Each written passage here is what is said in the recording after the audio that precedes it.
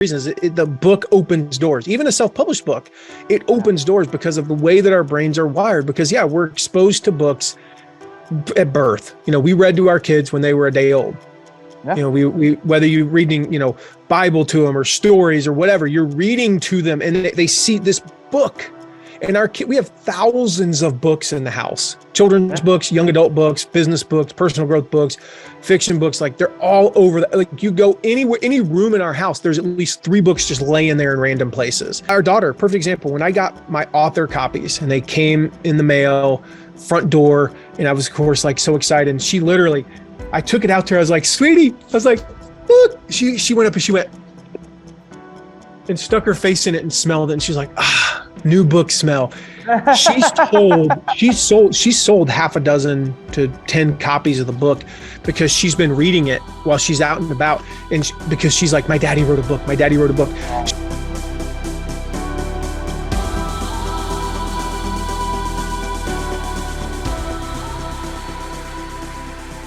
All right, books. Should you have a book? Should you write a book? How can it help you? What's the process of writing a book? Even more important, how the hell do you sell books? I've got a fascinating guest today who, I got to be honest, my first question to him is going to be like, why'd you do this? Right? So if everyone knows, I have written many a books and I've self-published many a books. I'm a big believer. I think they're great for many reasons. What I have not done yet is let a publisher touch me and go down that route, because it's seemed daunting and I haven't really seen the reason to do it. And I think I'm missing out on something. And then I watch our guest today go out and go through the trenches and do it. And he's killed it. I mean, just destroying it. We're going to get his numbers. He's going to talk about all of it. I've been super impressed. And I asked him to come on this podcast because I was like, not only can I learn a lot, but if you're an entrepreneur, again, I feel like even if you own a laundromat down the street, or if you own an e-com store or whatever, kind of want to inspire you today to see if there isn't a book inside of you we should get out. All right, so lots of fun stuff today on the Onyx and Gall Show. Welcome back. And of course, make sure you click subscribe, click like, leave a comment, do all that jazz. Come on, kids. Let's help spread the word about the Onyx and Gall Show. So without further ado, I want to welcome to the podcast someone who I've known for God knows how long now, 10, 12, 15 years. It's been a long time. And every time I hear his name, I think of the word affiliate. Like, I just know this guy to be in that space. He's owned it, very successful, he's done amazing things, has a great reputation, was doing really well, making tons of great money, and now he goes and writes a book. We're going to find out why. Matt McWilliams, what's up, my friend? Thanks for being on the podcast. Oh man, good to be here, Anik. Yeah, we go back, can you believe it? It's been 16 years. This will be 17. Yeah, 2023 is 17 years. That's insane. Okay, so you seem to be specific. So I don't remember how we met. How did we meet? Under what pretense? This is, I mean, again, 17 years ago. Like, it's so weird. Like, I was single, didn't have kids, lived in a different state. It's just like life was so drastically different. My hair wasn't as white as it is now. I had no gray. That's the thing. Like, I was so happy when I got gray hair about 6 years ago, because I finally stopped looking like I was 19 years old.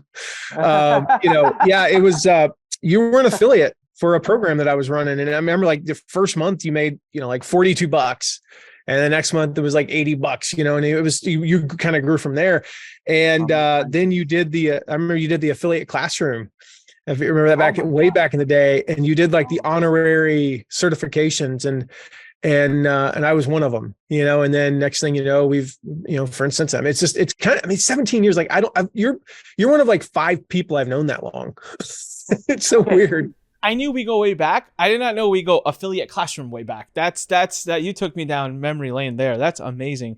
And so when were you managing an affiliate program for someone when I made that $40, or was that your program? Yeah. That was like a year before that. Okay. So yeah, it's so crazy to think about that. It is. And all the crazy things you've done since then, including writing this book.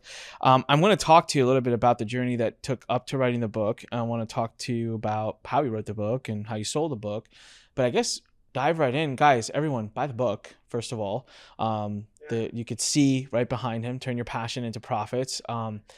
I'm going to say I'm a little bit partial to the name. I like it because I actually wrote a book. One of my free books I give away is called Passion to Profits. So I love the title. What are we up to, my friend? Now, by the time people are seeing this, the numbers will have gone up because we're filming it beforehand. But like, what are the numbers? Give me the official. Yeah. So we don't know. We will find out. It's so weird. With pre-order, when you do a pre-order campaign, you don't have access to a lot of stuff. So for instance, we had tons of clients, buy a lot of books. And I'm one of those people, I had no interest in doing this. I don't know how to word this because there's a lot of people who do it this way and I respect them as individuals. I had no interest in doing it the cheating way, where let me just go buy 3,000 of my own books. Great. You'll hit the bestseller list. I had no interest in doing the whole, if hey client, go buy 500 books and just, they're going to sit in your garage. Like if I told my clients, like, if you want to buy books, if you want to buy them in bulk, I want to know what you're going to do with them. And, we had one guy who's like, I know what I'm going to do with them. I'm going to give them away to everybody who comes to our event because they need this book and it's perfect for them. And I'm like, that's a cool thing. And you can advertise that. And that's a good use of the book. And then they're going to put it into action. Because I don't have enough of an ego. I have a little bit of ego. I think we all do. I didn't have enough of an ego. Like, ooh, look at me. I was Wall Street Journal bestseller. And then a year later, I don't hear from anybody that they actually put the book into use. So a lot of those numbers, we don't know until next week. But right now we think I'll tell you what we did. Here's what we did.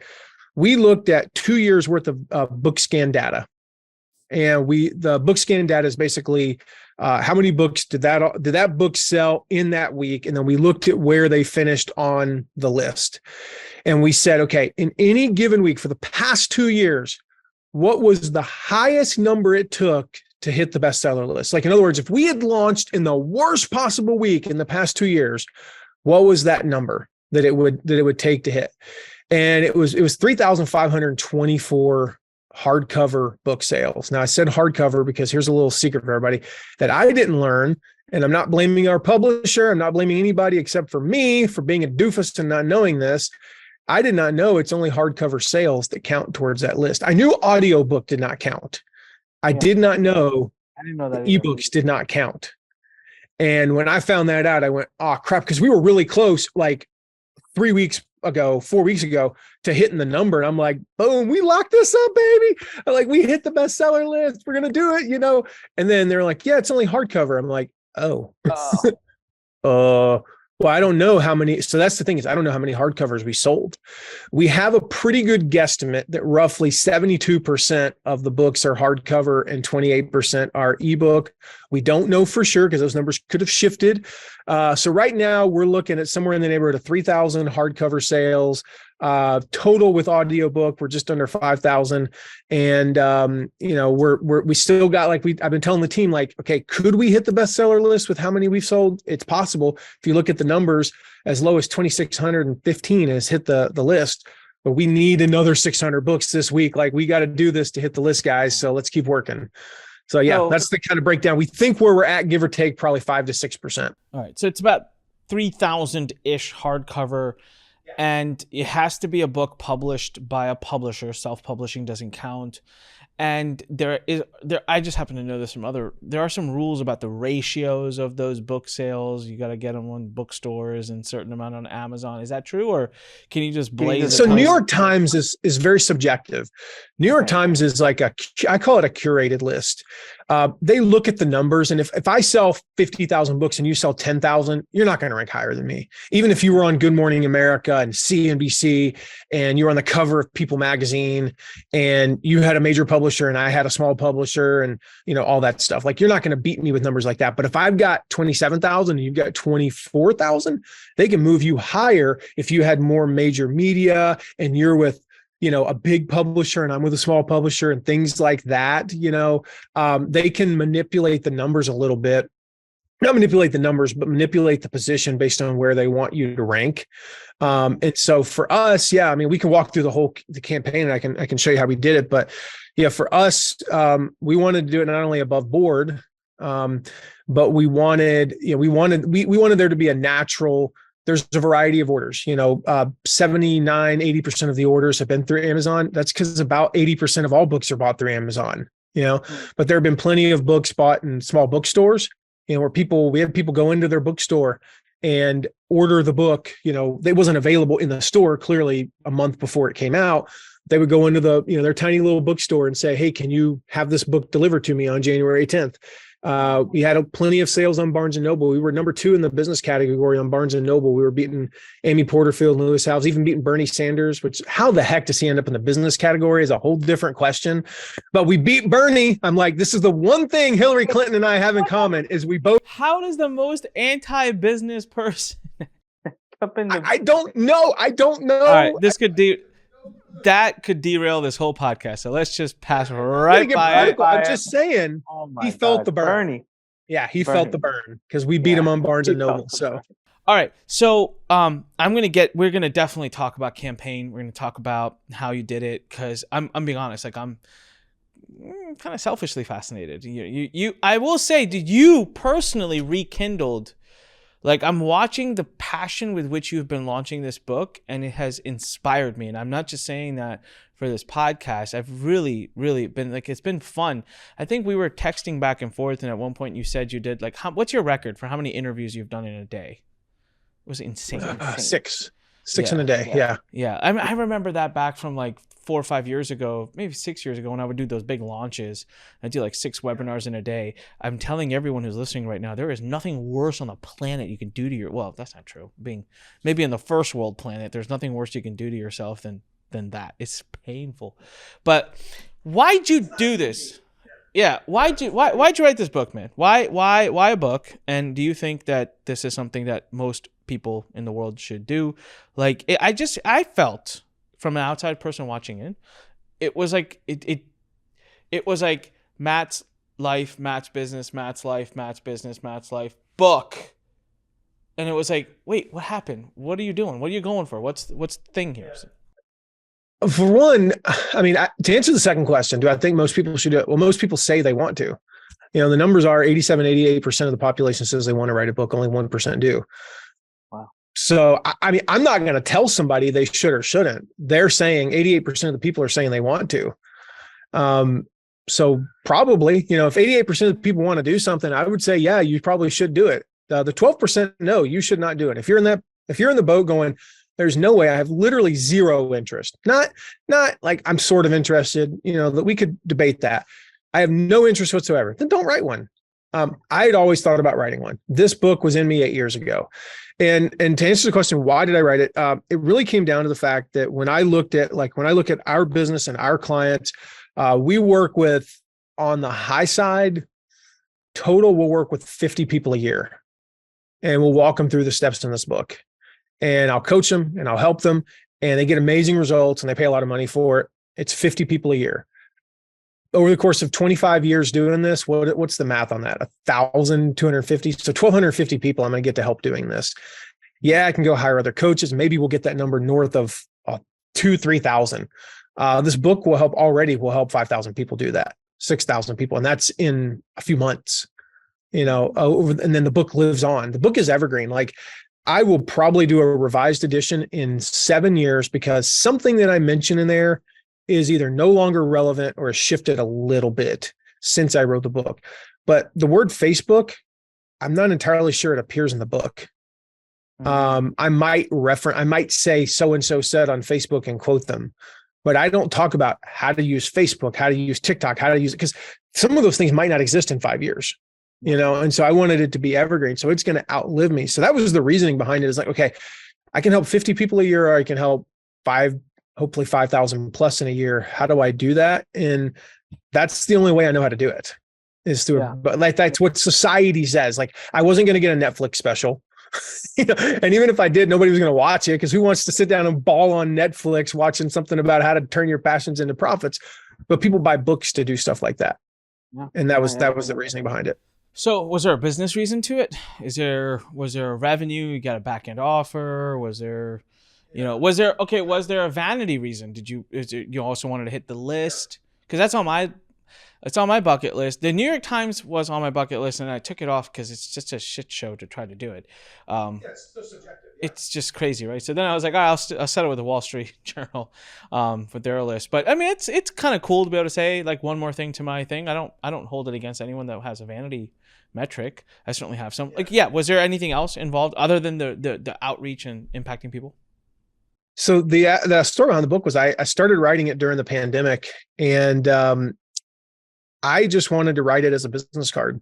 I wanted to write it as something I could sell on my website, $20, give away at conferences to people who needed it, things like that. Right. And yeah, the business side would come later, but it was one of those things where I wanted it as that. And I had a contract for 3 weeks from a small publisher that, nobody's ever heard of. Entrepreneurs have heard of it, but it's a small publisher. I had it for 3 weeks. And for some reason I didn't sign it. Then life got busy. I run an agency, I run a company, and I forgot that I even had the contract, and oops.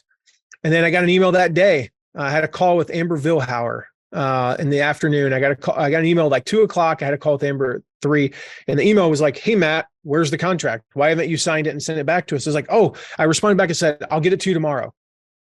And then I talked to Amber and I told her, she's like, "Don't sign that contract." What are you talking about? Like, I'm not, I have no delusions that this book is going to be like sell thousands of copies and be a bestseller. This is just my business card kind of book, almost self-publishing with this small publisher. Right.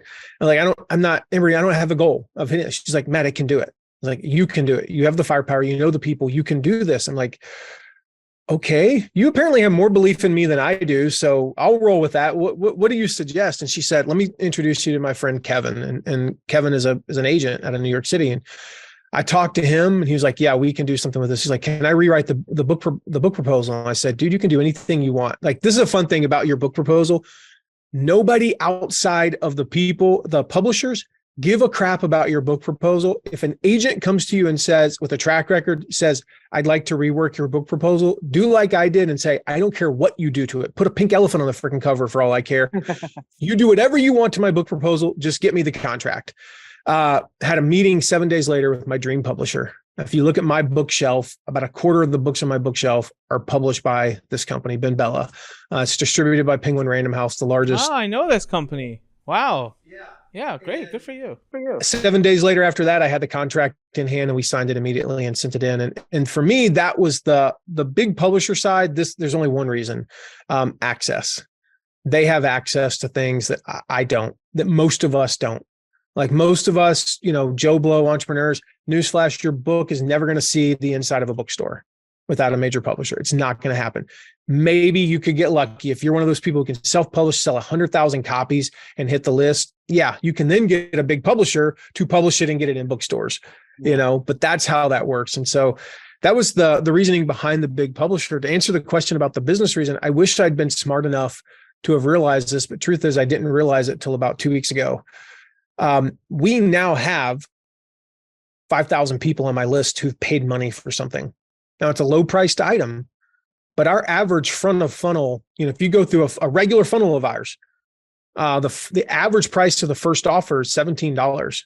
The average price of the book is $23 between hardcover and Kindle and audiobook. It's like $15 and 28. So the average price is about the same as a front of funnel offer. We now have 5,000 buyers on our list. Now, I wish I'd been smart enough to think that's what was going to happen. I didn't even connect the dots on that till a few weeks ago, but now we have 5,000 buyers. What does that mean long-term? When we do webinars now and have 1,000 people show up, instead of 1,000 people, 890 of whom have never purchased anything from me, or probably 950 who've never purchased anything. Now we'll have 1,200 people show up and 400 of them will have actually already spent money with us. Wow. What does that mean for the conversion rates of those webinars long-term? What does that mean for the things that they're going to buy a year and a half from now? The biggest leap, and this, Anik, the biggest leap is not from whether or not they spend $25 or $1,000 or $10,000. The biggest leap is from 0 to 1. It's getting them to spend 99 cents. That's why, like, when you run like a 99-cent Kindle campaign, we did not do this yet. We will do this in a few months. People are like, "Oh, you just get a bunch of tire kickers." No, you don't. They spent 99 cents. That is infinitely more than 0, both mathematically and psychologically.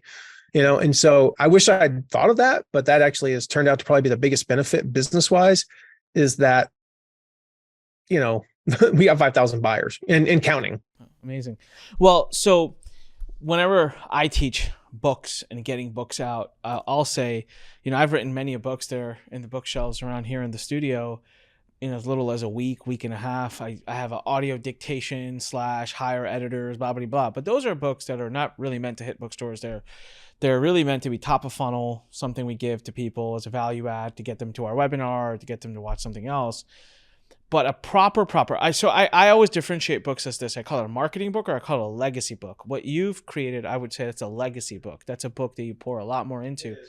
My legacy books have taken me a heck of a lot. I only have two. I have Circle of Profit and Escape. Those are my two legacy books, self-published, never went to a publisher. I'm curious, creating a legacy book in your case, from start to the day you wrote the first word to yesterday, which I believe was the day you said this book officially went live, as of the day we're filming this. How long was that period? Started writing it in December of 2020. I finished the manuscript at the end of May 2021. I did this book. I did the first couple of weeks in a bit of a downtime. We shut down as a company every year around the new year, just take a couple of weeks off, and I started doing it then. And then hit February, and I was about what I felt like was probably 25% of the way done with the manuscript. At that, I didn't realize that they were going to cut 30 some odd thousand words, which made it better. But I'd written, 25, 30,000 words. And we were hitting a busy time in our business. We had a big launch. We were doing a close to $10 million launch with a client. We had 3 new team members who just started that month. Like things were it was crazy, right? Busiest time I've ever had in my life. Kids soccer. Now I had both kids in soccer at that time, and that was kicking off, and just everything was so chaotic. And I went to our ops manager, Robbie Miles, who's also a productivity guru, has his own productivity platform. And I was like, dude, I don't know what to do because I can't stop writing. I can't put this on pause for 5 months and come back. I know I'll never pick it back up. I've been talking about it for 8 years. I finally got a quarter of the way through. What do I do? And he's like, well, can you write for 20 minutes a day? I was like, yep, I can get up 20 minutes early. I can write for 20 minutes. And I wrote 75% of this book. Coming downstairs, I had a timer set on my phone. I clicked it, 17 minutes. I wrote for as long as I could for 17 minutes. And then at the end of those 17 minutes, when the timer went off, if I had to finish up a thought, I finished it up. And then I typed, this is the key thing, I typed my notes for the next day. So it's like, what I come to the next day was like, tell a story about your dad on the practice tee. If time permits, write about how, MLK used leadership to gain followers. Boom.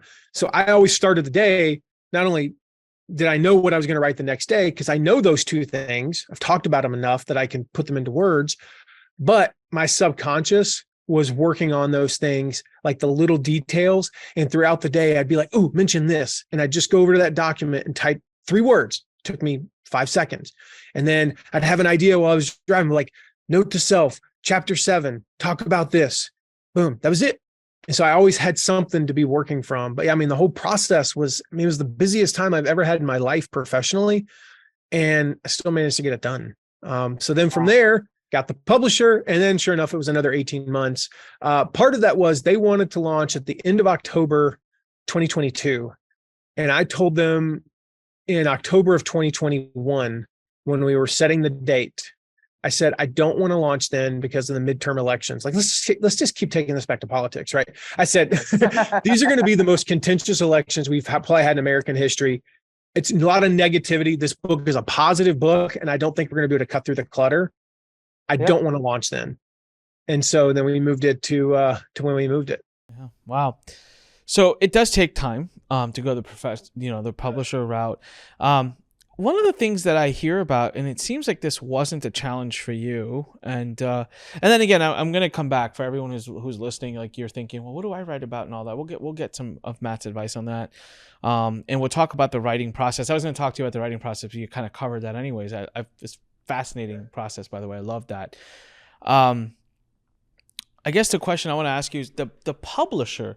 I know you let go of the first one, but from there you found an agent. Like, how long did the whole process take for you to get such a big publisher? It's a good, reputable publisher. Usually I hear people talk about the slug and the mug of, you got to grind and pitch and take a year, take 2 years. And it seems like you kind of flew through that. It took 7 days. So why was that? What was that about? Was it your book? Was it the agent? Was it, you're a good looking guy. Like what's going on here? It's gotta be the hair. It's gotta be the hair. All right. I think so. No, I think it was a combination of, we've done book launches before with clients. We ran Lewis Howes' book launch, we ran Brian Tracy's book launch, Jeff Goins. So we have a track record of like, we can move books. And while most of those books were, free plus shipping and would move, 20,000. So it's a little bit different than what we tried to do here, where we're having them order directly through, the different companies. The philosophy was the same. And one of the things that actually really we lucked out when we had the first call with Ben Bella, and I was explaining how we're going to market the book. It's primarily affiliate driven. 96% of sales were from affiliates. They're primarily affiliate driven, and how we do it and how we set up the book funnel, all the stuff we'll talk about, of course, but how we do that. And he was like, oh my gosh, could you do this with our authors? So we actually got a couple of test runs with other authors of theirs. And wow, I already knew what we were doing. It still allowed us to have experience directly with them. And in fact, if you look at the funnel for this, like if you take our sales page and each of the funnel pages and then compare them to the two previous launches we did, they're effectively clones of each other.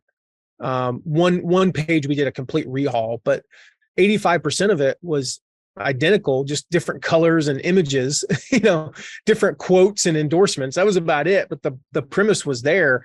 And so that happened as a result of that. So they knew this is the big thing. Yeah. They knew we could market the book. That was it. So in your case, your agent was able to sell to this publisher, like, hey, this guy's going to sell books. He's got track record. He's done it before. In my case, we've sold my first book. Gosh, man. Over the course of some time, we sold probably over 100,000 copies through ads and affiliates and launches. And then my second book, I know we sold over 30,000 via launch and affiliate. So it's nice to see that those would be good numbers. I actually thought those were small numbers. I actually thought publishers will not be interested in that and think they want the 100, 200, 300,000.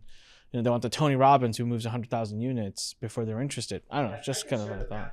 Privately, what they're looking for. It's something I don't think I'm at liberty to share. I don't know. Maybe I am, maybe I'm not, but I can share with you. And I'll just put it this way. You would be shocked at what they would think is mind blowing. You got to keep in mind, 80% of books lose money. They're just in it for the 20% that make money. So, it's surprising. Like the goals that we had, we blew through all the goals that they had for this launch. Oh, that's amazing. Will you be in bookstores? Will I be able to walk? Like, are they going to test you in some bookstores? I'm actually curious because I have not been over yet to the Barnes and Noble. There have been some book sightings, and I know there's one. The guy that I know, he lives in Hamilton, Ontario, and he was like, "Dude, check it out!" And there's four of the books there. It's a little bookstore in Hamilton, Ontario. Like, how does that even happen? I thought they spoke a different language up there. Just kidding. And it's crazy. So I don't know if it's in, big ones, little ones, like, I don't know where it's at, but I've gotten, 15 or 20 texts, people who've, over the last, 24 hours of people who have had the book sightings, at least in, certain bookstores. And, so it's kind of cool. That's, again, that doesn't happen. That doesn't happen if you don't, if you don't have a major publisher, number one. Number two, if you want to get in bookstores, you've got to drive, pre-sales through their stuff. So that's why we actually had getting into some of the strategy, we had a special bonus for people who ordered through Barnes and Noble. And we don't know yet if it's worked. I haven't heard. I'm waiting to hear. Typically, Barnes and Noble will wait a little bit before they put it into the stores, based on the online sales. But we had a little special bonus if you ordered through Barnes and Noble. And so when you did, we actually sent them, because another thing where, oh my goodness, I wish I could say I was so smart and knew this would help. And we're getting into the tactical, but when you pick your retailer and you go purchase and you come back to redeem your bonuses, which you can walk through that, one of the questions is, where did you buy the book? And there's a little drop down that says Amazon, Barnes and Noble, Books A Million, Target, other, right? Because other accounts for 2% of sales. It's not a big thing. We never thought that, that'll make it really easy to say, hey, go leave a review. Here's the direct link and get a bunch of reviews. We never thought that would mean that we could tag everybody who bought through Barnes and Noble. And so all the people who bought online through Barnes and Noble, or they may have gone into the store, but they gave their order number and they picked Barnes and Noble, they got a special email.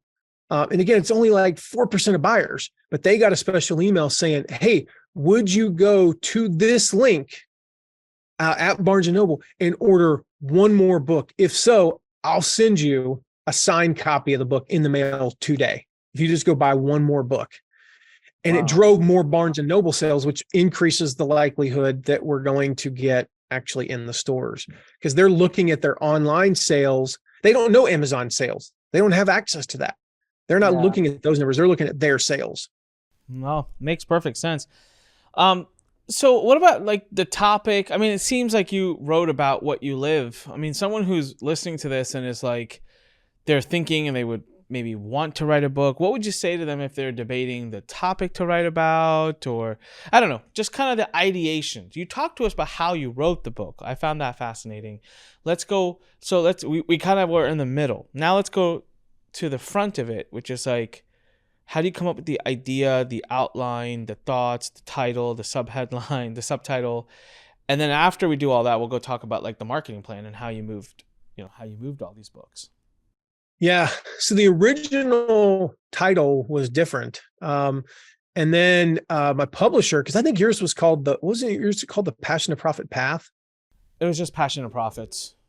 Was it? Okay. Well, I can't remember. Whatever it was a little bit, it was a little bit too like the original title that we had. And I didn't know that, They found mine? They actually found mine?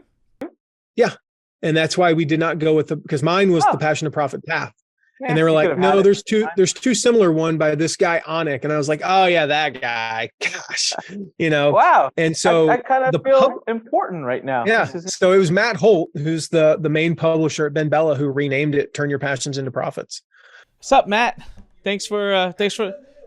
It was Kevin Anderson, my agent, who's the one who renamed it initially. And agent. Matt, Kevin? Shout out to Kevin. Yeah. So by the way, if you're looking for an agent, like he's your guy, I'll introduce you. And he's amazing. And, best investment I've ever made, just to be perfectly honest. And he came up with the title. I think the subtitle was based on some variations. I think we'd written like 4 or 5 different subtitles and kind of tested them and saw what worked. And we even, like when we promoted the book, a year and a half ago, I started doing the marketing for the book before I even finished the book. One of the little things is, again, getting in the tactical a little bit, was I did an accountability challenge every day. I posted on Facebook and said, here's how many words I wrote and here's where I am. Yes, I was doing that for the accountability because it was holding me accountable, but truth be told, it was mostly pre-marketing for the book. 6 months of people seeing that, they were excited about the book. And I would split test the subtitles, and then we ended up combining 2 different subtitles. We found that this one was working really well, this other one was working well. We tried that one, and that's the one that worked. So that was the process for that. As far as the kind of the outline of the book came from the process that we taught people for years, and I taught it to them in 2 hours. That's a really short book, so I had to expand upon that. But it and I added a bunch of new stuff. There were just things that I wanted to talk about that I couldn't because I only had 2 hours to teach it. So effectively, and this is a great strategy for people, you got a really good webinar, turn it into a book. You got a really good podcast series. Let's say you did 6 episodes, an hour long. That's a 6-hour audio book, dude.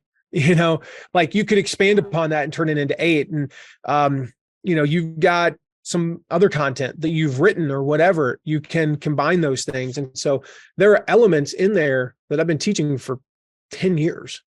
Wow. And then we just codified them into a book. And so that's why I said, like, when I would make that note, tell a story about dad, I've told that story 500 times before I wrote it in a book. Yeah. I taught it on that presentation. I taught it for hours. I told that story from stage 24 times. I told that story on 45 podcast episodes, or podcast guest appearances. I'd probably told it 10 times on my own podcast, And so for me to write that story was ridiculously easy, but the concepts in the book were refined over 8 to 10 years. So all the little details, like the story about my dad, I'll just tell you what it is because I hinted at it so many times. Because this is powerful, I think, from learning how to put together something like this. Because I've heard from so many people that read the book, this is the most powerful part of the book. And my dad passed away in 2005. Never owned a computer, never owned a laptop. And I know I've never got on the internet, never. He laughed at me when I got a cell phone in 2000. Like, what the heck? You're not that important, son. Why do you need a cell phone? I'm like, I don't want to talk to my friends while I'm driving. You're not that important.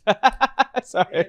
I'm talking about lead magnets in step 4, how to create a lead magnet and how we want it to be a quick win and all this, the principles of creating a powerful lead magnet. Stop trying to make them so complex and detailed and make them simple. And I told the story of my dad. I said, my dad, who never got on the internet, had the best lead magnet of anybody I've ever seen, because my dad was a golf professional. He's a golf instructor. And he would walk up and down the practice tee at the golf course. And he would look for somebody who was in pain, not physical pain, but like, this is somebody who swung the golf club, hit the ball and hit their club in the ground. I suck. I hate this stupid game. And then he'd say, hey, can I help you out? Sure. And he'd give him one tip. He didn't try to fix their whole golf swing, introduce the philosophy of his golf instruction package, his 10-hour instruction package in 5 minutes. No, he gave them one little tip. He tweaked one little thing. And they hit a couple of great shots and they turned to him and go, oh my gosh, that was amazing. Those are the best shots I've hit in months. How do I sign up for more lessons? And he'd sell him $1,000 golf instruction package. That's what a lead magnet is. And I wrote that story in the book. And when I wrote in detail, those little things in the book, like that detail about him never owning a computer, never getting on the internet, I told that story 40 times before I ever added that little detail. That adds something to it because there's a curiosity. How does a man who never got on the internet have the best lead magnet, Matt? There's little things that I added to that story because every time I told it, I tweaked it and I added, or I remembered something. And those are the types of things that I had in my brain. Now I just got them down on paper. And so I made those notes every day, like, okay, next section, you're going to write about this. Here's your core, here's the outline for this section of the book. And then, did some research into it. I did some Facebook posts where I said, hey, I need some great examples of people who produce content in various ways. Can I interview you? And I included a lot of those, in the book as well. But for the most part, it was all the stuff I'd been teaching for years. Amazing. All right. So you had that was your outline, the writing process. I loved the idea of like the 6-month accountability. I can see myself doing that. I like that. Something like that would get me fired up to do it. As a matter of fact, there's probably I want to work on a book right now that would be a mini book for one of my funnels. And this is the first time I'm doing a book that's kind of in between a marketing book and a legacy book. It's like kind of I'm creating its own little genre, not for a publisher yet. And I'm dragging my feet on it. It's been me talking about it for 3 weeks now, 4 weeks. And I'm just like, as soon as you said that, I was like, huh. Yeah, it's a powerful thing. Yeah. Yeah. And I love how you, every day, instead of hours and having to disrupt your life and take all that time away from family, you would take the 20 minutes and, sit down and have a very methodical way to write that. So that was a great way for anyone who's watching or anyone who's listening to think about that. Some other tips I'll just give people is like, I'm very good at audio. Personally, I'm more comfortable. So sometimes I'll audio it, transcribe it, and that way I don't start with a blank page and maneuver that, and then I let the editors do their trick. There's a lot of ways to get the book out. So let's say the book's out. Now walk me through. So the book's done, it's ready. You got to launch this thing. How long have you been marketing it officially? It's been at least a month or two, I feel like, from the time I first heard about it. Officially, so I'll walk you through the whole process. Again, that accountability stuff, please do. That's the first part. That's kind of the shot across the bow, right? Like, hey, I've got a book coming out. I'm writing a book.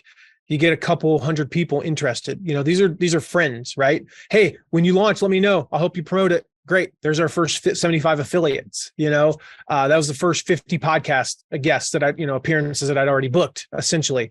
Let me know when you launch it. Boom. I had, 50 to 100 of those lined up 18 months in advance. So that was step one, that kind of the shot across the bow. The next phase was late last year, early, and that was about a year in advance. We did a cover, we started testing out covers. And it started with like, here's 7 designs the publisher did, vote on your favorite. And I sent that, not only to Facebook friends and on social media, but even to our lists and our tech subscribers, like, hey, go pick your favorite one.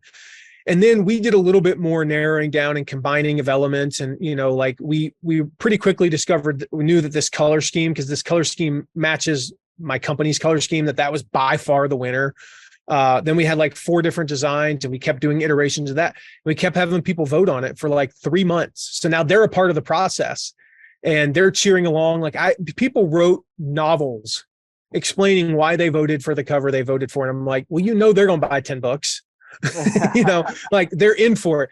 These people were in, and we would get people, again, same thing, get another 25 to 50 people who are like, when you launch it, let me know. I'd love to have you on my podcast. Love to promote it. I'll buy copies. We had one guy who was like, just tell me when it launches. I'm in for 100. We had clients reaching out to us. Like I literally had clients saying, hey, if we buy like 500 books, do we get a discount on our, on our monthly, payment? I'm like, sure, we'll figure something out, So those are the types of things that were happening a year in advance. Wow. And then as we lined up more affiliates, the next thing we did was we continued to hit up our list to be on the book launch team. To be on the book launch team, you bought the book, you agreed to buy the book. That was number 1. You pre-order the book. Number 2, you agreed to leave a rating and review. And number 3, you agreed to promote it at whatever level, with this group, it was like whatever level you feel comfortable. You might have a list of 17 people, so whatever. But the point was buy the book, leave a review, and then promote it as much as you can. And they effectively became affiliates for that, which I'll explain a little bit on that, how that works. And then the next step was reach out to all my personal contacts. It's how we're doing this today, right? As I said, hey, Onik, book launching. Have me on your show, basically. So reaching out to all those people. Then the big one that accounted for over half the people who promoted this book was we did what we call the Amazon rabbit trail. So this is how we recruit affiliates 101 with a twist. When we normally recruit affiliates for a client or for our own stuff, we'll go look at affiliates who promoted a similar product, reach out to those people and say, hey, you promoted such and such. We've got such and such. It's the same in this way, but different in this way. Would you be interested in sharing with your audience? Boom, right? With the Amazon rabbit trail, what we did is we went to Amazon, we picked one book that I knew was similar to ours. And that had come out in the past 2 years. We wanted to be inside the past 2 years. And we found every affiliate, up to like 25 affiliates, who promoted that one book. Now, here's the cool thing about Amazon. We all know this, but do we take advantage of it? Amazon tells you what other books to go look up their affiliates, because it says people who purchase this also purchase these. So it gives you like 5 more books. We then found every affiliate who purchased those 5 books. And we had those on the list. Then we clicked on those 5 books and it gave you 5 more books. Already I'm at 26 books, the original book, the next 5, and then 5 each from those. Now, eventually you start hitting the point of diminishing returns where, you get a lot of, for lack of a better word, like incestuous cross connecting, right? Where it's like these 5 are the same as the 5 for the other one. But we had hundreds of books on the list, and we went and reached out to the top 20 to 25 affiliates that had promoted every one of those books. We had thousands and thousands of potential affiliates, and we reached out and we basically said, how do you find that number? How do you find them? How do you know the top 25 affiliates for a book? Yeah. Now, I don't know top 25 in terms of number of sales, but top 25 in terms of, there's 2 factors that we looked at. Number 1, where do they rank on Google? If they promote, like if they did an interview, where did it rank in the interviews on Google? Okay. And then number 2, we were able to look at things like if they did an interview, how many, like where does their podcast rank? There's a website called Listen Notes. Just type Google Listen Notes. And for about, the thing I love about Listen Notes, because we don't use it every day, is they have a 2-day membership. So it's like $24. Okay. And, when you're managing a budget, it helps to not blow like $500 in a month on something you're only going to use 3 or 4 days. For $24 for 2 days, it'll show you like the contact information for the podcast, but it also shows you their rank. So we wanted to only work with top 0.5% podcasts. And that was what we cared about. So if they're in the top 0.5% and they've released more than 50 episodes and they've released an episode in the past 7 days. So they're not just somebody who's released a lot of episodes, but they haven't recorded an episode in 6 months. You don't want to reach out to them. And they do interviews. Those are the thing, like these are ideal podcasts. And then we also looked at like who was promoting them on social media, and things like that. And then you can kind of tell like, okay, this person has 18 followers.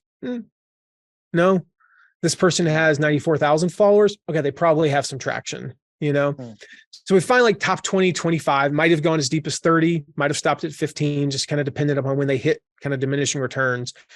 And we had thousands upon thousands of affiliates, and we reached out with the basic message saying, hey, we saw that you promoted Joe Schmo's book, such and such and such and such, right? Matt McWilliams has a book coming out called Turn Your Passions into Profits. Can we send you a copy? And would you be interested in promoting it? And we got about 400 people that way to promote it. And some of them ended up being some of our biggest affiliates. And what's in it for them? Just the Amazon commissions? Like what? Are you paying them something else? Yeah, no. They don't even get the Amazon commission. So what we did, so we set up, so like for you, for example, passionsintoprofitsbook.com/Onik. All right. So you can buy the book on Amazon, you buy it Barnes & Noble, we can go to even some stores and get it, Target, whatever. But the best place to buy it is through that link. For everybody watching or listening, passionsintoprofitsbook.com/Onik. When you go there, you will see that there are some extra bonuses that people can get by being on that page. So they'll pick their retailer, they'll buy the book, they'll come back, it'll ask for where you purchased the book. So you got to enter your email address, of course, where you purchased the book and what's your order number. You enter that information, you click submit, and now you get all those bonuses. Those are free. Now, newsflash, Onik makes money from affiliates. I don't know if anybody knew that, but I'm just breaking that to all your viewers on Onik. I'm sure they're all shocked. None of them had any idea that you ever made any money as an affiliate. Yeah. Then we offer you stuff that fits the book offer. We've got the 1-year email plan that basically says, hey, you need some help deciding what the heck to email for your first year. Here's the list. Like we'll walk you through. We give you a whole plan. And we've got some other offers. Most of those, 2 of the 3 offers are essentially the content that my publisher made me take out of the book, because I wrote 117,000 word manuscript and they wanted it at 75 and we compromised it like 82. So it's still about a 300-page book, but we had to take out about 150, 175 pages.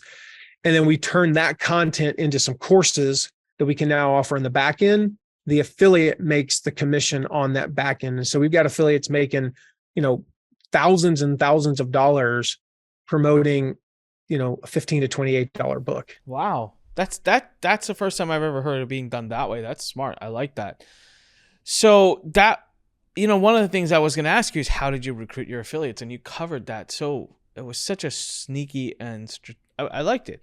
The other thing I really like about this whole thing is, Matt, it's not like you're not Kim Kardashian. You're not Tony Robbins, right? I mean, it's not like you're coming in at this with a massive celebrity status, a huge influencer database, of people that are ready. You muscled this in ways similar to what many people can do. Get your book up, get it out, and you can hustle the podcast interviews and hustle the affiliates. Just make sure it's a good book, and they'll promote you if it's an offer that's worth it. And then, of course, make sure you have some offer on the back end, so that once they buy the book and give you their information, there's something for them to buy again that you could pay the commission to the affiliate on. That's fascinating. To your point there, like I'm the guy behind the scenes. We run a big agency. We run a lot of big affiliate programs, entrepreneurs, companies you guys have heard of, a lot that you haven't because they're in weird niches. We're in pretty much every conceivable niche that there is. Parenting, pets, fitness, all those things, a lot of online marketing clients that you've heard of, but we're the behind the scenes people. So it's not like I don't even know. I've got like 2,000 people that follow me on Facebook, something like that. Maybe a little bit more, but probably not. Pretty small, email list under 20,000. This just hasn't been a priority for us. I've got the podcast because I want to get the information out there, but like most of the people following me are not, even ironically, like super ideal for the book because they're a little bit more advanced than maybe where the book is, or, they're not sure yet. And so, internally, I think we only sold, just through my list and through like all of our stuff, I think we sold like 500 books. The other 4,500 were through affiliates. And that's, and again, that's, like I said, from that alone, we added 4,500 buyers from external sources, people that otherwise would have no idea who I am and no connection to me. And their first connection to me, this is the other cool thing, their first connection to me is a book, a nearly 300-page book. Like they're going to finish the book and they're going, oh my gosh. Yeah. I mean, long-term, I don't even know what the value of that is. It's got to be insane. And we offer lifetime commissions to our affiliates. So that was another thing that we advertise to the affiliates is like, if they come back and buy something 2 years from now, I'll send you $1,000. If they buy a $2,000 product 2 years from now, you're going to get $1,000. And from an affiliate perspective, I mean, this is what we do for a living, right? This is what my agency does. Like, I love the fact that for years, I'm going to be paying people on this January 2023 launch, because when I send so-and-so $2,000 in April of 2024, and here's $2,000. P.S. Our next big launch is in June. They're infinitely more likely to sign up when I'm sending them money than when I'm not. And this thing's going to pay off for literally years for our affiliates. It's true. With your affiliates, did you find that most of the sales that the affiliates brought came from you being on their podcast or them doing email campaigns? Like, was the massive podcast onslaught worth it? Yes. So there were basically three types of affiliates. If you break it down, there was interview only, interview plus, heavy promotion, email, social media, and then just like no interview, just, the promotion. What worked best was the combo, that intimate connection. I'm in their earbuds. I'm talking to them. I'm sharing about, like, that's the thing about the email is they're going, hey, go buy Matt's book. And they're like, I don't know if I want to. I don't really know anything about it. Oh, yay. Here's the 5 bullet points. Like, and it, it's a $28 purchase. So it's enough of an impulse buy that some people are just like, click, buy, done. Cool. But with the podcast, what we noticed was, again, just that level of, like, if you look at the people, and we tracked all this, the people who were replying to the text that we sent to the book buyers, can't wait. The people who sent us pictures of them holding the book, yesterday going, I got it. The people who emailed us saying, thank you so much. I'm so excited to dive in. I can't wait. The people who then went on Facebook and posted on when the affiliates were sharing on Facebook saying last day to get Matt's book, and people are responding on there going, I already got it a week ago. I can't wait till it comes tomorrow. Those are the people that I did podcast interviews with. So even if maybe the numbers weren't affected, which I think objectively the numbers were, I'd say 70% of our sales came from Podcast Plus. We call them the Podcast Plus promoters. So they did Podcast Plus, social plus email. 75% of sales came from that. Even if that wasn't the case, they also had the most excited buyers, which means what are they doing today? They're already on page 80. They're going to be the ones that finish it. They're going to be the ones that love it. They're going to be the ones that leave a rating and review, which helps us get other buyers long-term. They're going to be the ones who tell 3 people about it. They're going to be the ones who go buy an extra couple of copies. They're going to be the ones who buy products 6 months from now, 9 months from now. So about 75% came from that group. About 10% came from podcast only. So if all I did was a podcast, that was a very small percentage of total affiliates and also naturally a small percentage of sales. And then kind of the last 15% or so was, email promotion, social promotion only. Got it. Man, amazing. You've been so forthcoming with all the information on how to do this. I really do think that there is something to be said about getting the publisher-based book. I've always been kind of the guy that says, screw publishers, do it yourself. But like you said, if the numbers are there and if you can get in front of them and if you know how to market, then get that credibility behind you and get into the bookstores, because that is one of those check marks that you can put off. Matt, where can people go to grab a book and to follow you and, work more with you? Please give the URL again. Grab the book, passionsintoprofitsbook.com/Onik. That's Onik's special link. You guys get all the bonuses and stuff there. And if you buy anything on the back end, Onik's going to get a new car. Probably not. I don't think you're going to make that much, but so that's the best place to get the book, guys. And then at the bottom there, if you want to connect, otherwise I've got links to social and all that stuff and the regular website, but yeah, grab a copy of the book and, we'll see. I mean, I think this alone might be that final catalyst to like getting to that level, because we're really close to to that Wall Street Journal list. And yeah, just real quick, I do want to touch, like, as you said, Anik, like, again, the publisher side, it opens those doors that you can't open. I've been blown away. Like, we've done, so let me pull it up. This is podcast number 168. Podcast number 168. When we reach out, if I had reached out and said, hey, I've got a lot of great things to share, I can walk your audience through how to turn their passions into profits, would you have me on your podcast? We'd have gotten 50. Yeah. When you say, I've got a book coming out, it's just the way that the human brain is wired after, when was the printing press invented? Like 1500 by Gutenberg or whatever. Ever since that day, there's something magical about books. There's just something special about them. And like, even in my family, when I go into family Christmas and they're like, oh my gosh, it's the author. Nobody's ever been like, ooh, here's the guy who sold $1,000, $2,000 courses. Nobody ever said that. That's how our brains are wired. I have two stories to connect to what you just said that I think have to be shared because you're 100% right. Number one, I have a 9-month at home, and we put the emphasis on books to kids since the day they're born. We literally brand the importance of books into, we read to her every night. She knows the importance of a book. But the second thing is a story to what you just said, which is like, when you see people at the Thanksgiving dinner, they're like, hey, Matt, that's the author. So we had a housewarming party. I bought this house. I was really proud of it. It was a really beautiful house. Did it all up. It's snazzy. It's got all the automation. It's got all the fancy tools, fancy bells and whistles. And I'm going to have my family over. Cousins, aunts, uncles. I'm like, yeah, this is it. They're going to see my house. Like, I did it. I made it. This is my moment. And they came, and yeah, they like the house. They're walking around, and they're like, hey, nice house, whatever. I'm not feeling it. I'm like, come on, guys. This is like so I made it, right? Yeah, come on. Like, And one of my cousins, she walks into my office. Now, one of the things that our interior decorator had done, which was beautiful, was she took my books, and this one is, they're all self-published, right? So self-published. But she took the covers, and she framed them. It's a really cool frame. And they're sitting on top of my desk up high. And my cousin, she looks at it, and I see her looking, and she looks over, and she calls me into the room. She's like, what's that?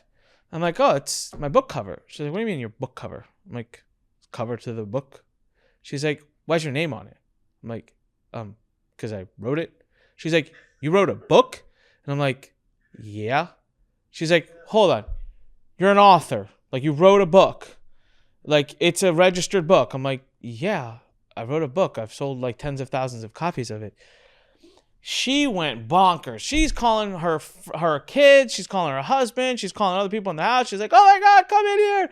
I wrote a book. And I'm like, you're standing in my multi-million-dollar house that I invited you to, that I'm like so proud of, that's got automated television sets and automated this and automated that. And she's blowing a lid over a book that I wrote. And it's like the mental... It's just something in our heads, man. Like, it's crazy. And you're right. The authoritative benefit of it is huge. And I do believe that 86% or whatever that you spoke about that said that they should write a book, like, write it. It's not easy, but it's not that hard also. And it's a cool thing to have. My uncle's writing a book right now that he never intends to publish or anything. He's writing it for us. He's writing it for family. He wants to print out like 50 copies of it and hand it out to the family. He's 70-some years old, super successful, has had a great life, and he just wants to tell his story so that we could pick from it. I'm like, that's brilliant.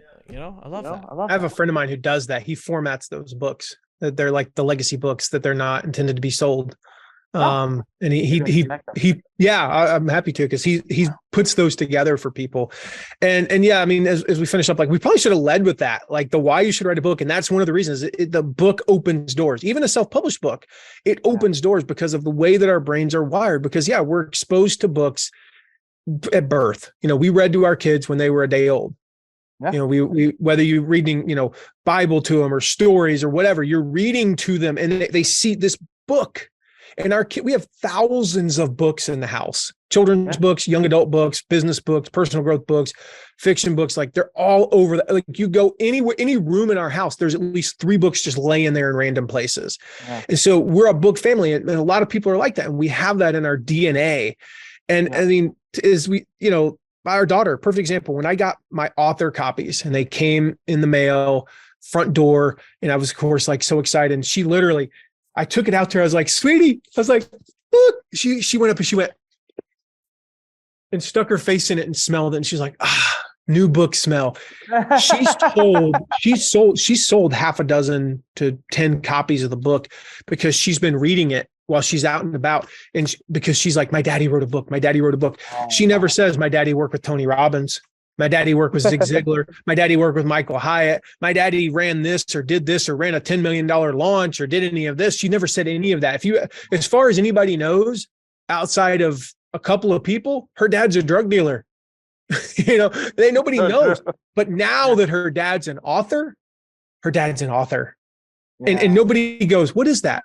When I work with Tony Robbins and we run affiliate launches, like it's a 45-second explanation about what I do. So I just lie and say I deal drugs. It's too complicated. Now I just go, I'm an author. Yeah. But instantly everybody knows what that is. And so it opens doors you can't even imagine. So write a book. Now you know how to market the book, even if you got okay, yeah, Matt, you sold 500-600 copies through your own audience, but the other 4,500 were not through my audience, So write a book, whether you think you've got it in you or not, write the book. You can go get the affiliates. I just showed you how. You just actually have to execute on it. 100%. Love it, Matt. Thank you so much for being on here today. Congrats on all your success. Can't wait to see where the book goes and where you land up on the list.